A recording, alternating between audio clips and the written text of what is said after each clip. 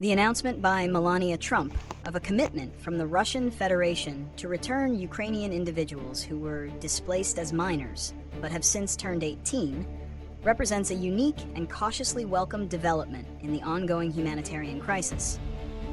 This breakthrough, purportedly achieved through open channel or back channel communications with Russian President Vladimir Putin's team, specifically addresses a demographic previously neglected in formal international repatriation efforts, which have largely focused on minors. The statement served as an extension of a successful, albeit small, initial effort that saw the reunification of 8 younger children with their families. While the exact number of individuals over 18 targeted for return remains undisclosed, the agreement to coordinate their safe transit and provide necessary documentation is seen as a critical, if symbolic, step toward addressing the mass forced displacement that has afflicted thousands of Ukrainian families. This agreement must be analyzed through both a humanitarian and a geopolitical lens. On the surface, it offers hope to families whose children, now young adults, have spent years under Russian control, possibly undergoing forced assimilation, including changes in citizenship and ideological re-education.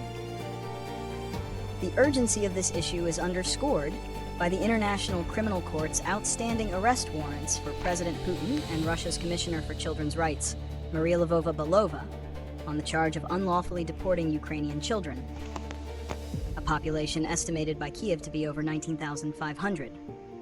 Melania Trump's diplomatic framing, which consistently refers to the individuals as separated or displaced rather than abducted or deported, is a deliberate rhetorical choice necessary to maintain the fragile back channel with Moscow. This avoids directly challenging the Kremlin's narrative that it was protecting or evacuating children from conflict zones.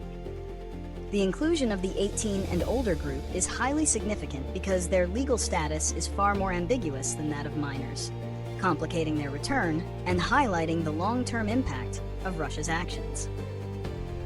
Russia's willingness to engage in this negotiation, especially regarding individuals who are technically adults, is primarily rooted in political strategy and leverage.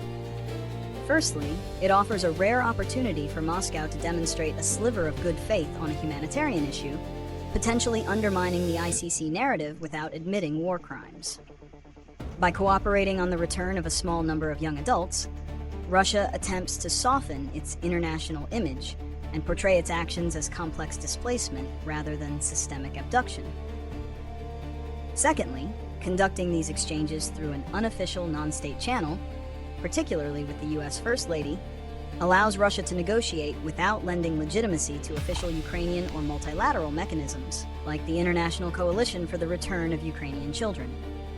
It serves a dual purpose, achieving minimal humanitarian exchange while maximizing the perception of diplomatic flexibility and personal rapport with influential figures in the U.S. political landscape. The immediate consequence of this agreement is the hope it brings to the affected individuals and families. The establishment of any channel for reunification, however small, is vital. It creates a mechanism that can potentially be scaled or replicated for the thousands of minors still awaiting return. In the long term, the consequences are complex. The returnees, having spent formative years under Russian influence, will face significant psychological and social challenges. They may carry dual identities, language barriers, or residual psychological trauma, requiring intensive, specialized psychosocial support that Ukraine's infrastructure is currently straining to provide. Furthermore, the agreement sets a dangerous precedent if it becomes the only functional route for repatriation, sidelining established international legal and humanitarian organizations like the ICRC, which are designed to handle repatriations independently of political whims.